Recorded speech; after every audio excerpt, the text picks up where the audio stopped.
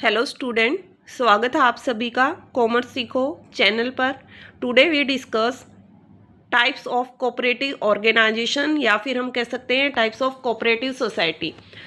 First हम discuss करते हैं कि कोऑपरेटिव सोसाइटी के अंदर फर्स्ट टाइप्स है कंज्यूमर कोऑपरेटिव सोसाइटी। कंज्यूमर्स कौन? जो सामान परचेज करते हैं और उसको कंज्यूम करते हैं। तो यहाँ पर क्या कह रहे हैं कि हमने कहा कि कोऑपरेटिव सोसाइटी क्या है, जिसमें वॉलंटरी एक एसोसिएशन बनाई जाती है पर्सन की, जिसमें वो सब अपनी सेविंग को कंट्रीब्यूट करते हैं और उसके बेसिस पर फिर आगे कोऑपरेटिव सोसाइटी का काम किया जाता है कि किस किस के वेलफेयर के लिए कोऑपरेटिव सोसाइटी बनी है, मेन एम और ऑब्जेक्टिव क्या था कोऑपरेटिव सोसाइटी को बनाने का। तो फर्स्ट पॉइंट में कहा कि एक कोऑपरेटिव सोसाइटी हो सकती है कंज्यूमर कोऑपरेटिव सोसाइटी।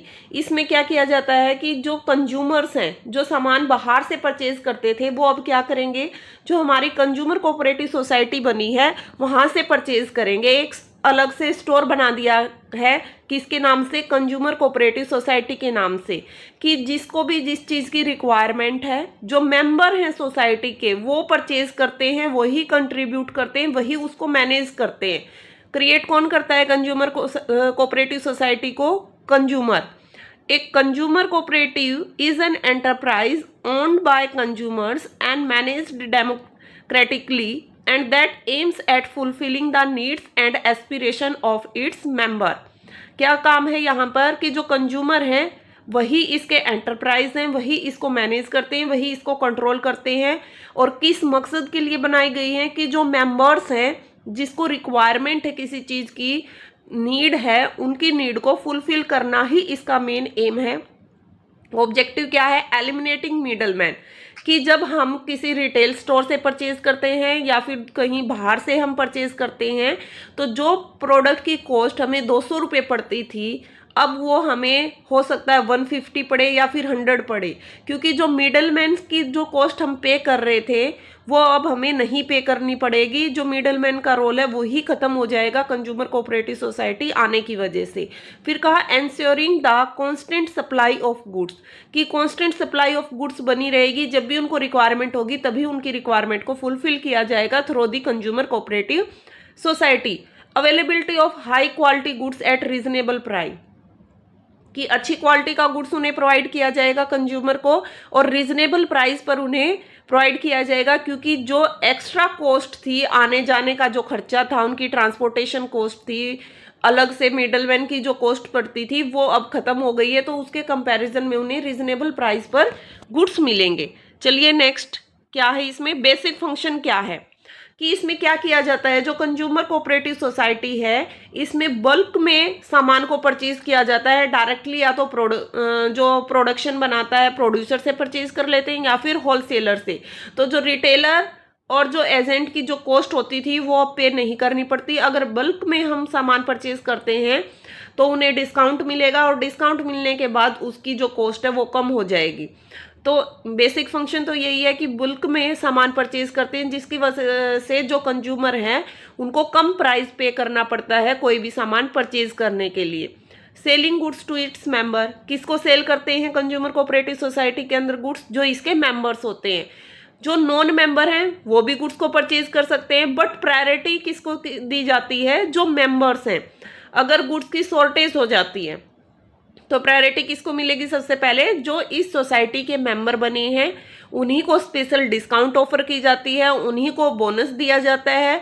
अगर ज़्यादा प्रॉफिट हो रहा है कंज्यूमर कोऑपरेटिव सोसाइटी के अंदर तो प्रॉफिट शेयरिंग भी उन्हीं मेंबर्स के साथ की जाएगी जिन्होंने इन्वेस्टमेंट की है कंज्यूमर कोऑपरेटिव सोसाइटी के अंदर। मेन मोटिव यही है कि जो उसके मेंबर हैं उनको क्या फ़ायदा हो रहा है कंज्यूमर कोऑपरेटिव सोसाइटी का। नेक्स्ट पॉइंट है producer cooperative society. Producer cooperative society जैसे नाम से ही क्लियर है कि प्रोडक्शन से रिलेटेड है, जहां पर सामान का प्रोडक्शन किया जाता है, ऑपरेशन कैरी किया जाता है, कि जो भी गुड्स हम परचेज कर रहे हैं वो कहाँ पर बन रहा है, तो उसको क्या फ़ायदा हो सकता है प्रोड्यूसर कोऑपरेटिव सोसाइटी का। इसमें कहा कि जो स्मॉल प्रोड्यूसर हैं, जो कम क्वांटिटी में सामान को बनाते हैं, तो उन्हें बहुत सारी डिफिकल्टी फेस करनी पड़ती है, जैसे मटेरियल परचेज करना या फिर सेलिंग ऑफ गुड्स से रिलेटेड। तो जो प्रोड्यूसर कोऑपरेटिव सोसाइटी बनाई गई है वो ऐसे स्मॉल प्रोड्यूसर की हेल्प करती है, या तो उन्हें मशीनरी में सब्सिडी प्रोवाइड करती है, या फिर जो मटेरियल वो परचेज कर रहे हैं, रॉ मटेरियल की जो उन्हें रिक्वायरमेंट है उनकी रिक्वायरमेंट को फुलफिल करती है, उन्हें कम रेट पर वो प्रोवाइड करवा देती है रॉ मटेरियल को। या फिर हम कह सकते हैं कि जब उनका सामान बन जाता है तो सेलिंग उन्हें कहाँ करनी है, इस चीज़ में भी उनका फायदा होता है। मेन ऑब्जेक्टिव यही है कि providing material and help in the sale of goods. Basic function क्या है कि परचेजिंग और सेलिंग में उन्हें असिस्ट करती, कहाँ से परचेज करें और कहाँ पर सेल करें। Other functions relieve producer from other burden so that they can concentrate on production activities. Producer cooperative society में कहा कि जो स्मॉल मैन्युफैक्चरर हैं उनकी इस तरीके से हेल्प करना कि जो उनके दिमाग पर बर्डन रहता है कि कहाँ से रॉ मटेरियल परचेज करना है, कैसे अपने प्रोडक्ट की मार्केटिंग करनी है, कैसे कस्टमर को अट्रैक्ट करना है, कैसे वो सेल्स करें, क्या डिस्काउंट ऑफर करें, क्या गिफ्ट वो निकालें कि उनका जो प्रोडक्ट है वो ज़्यादा सेल हो जाए। तो इस बर्डन से उन्हें रिलीव मिल जाता है।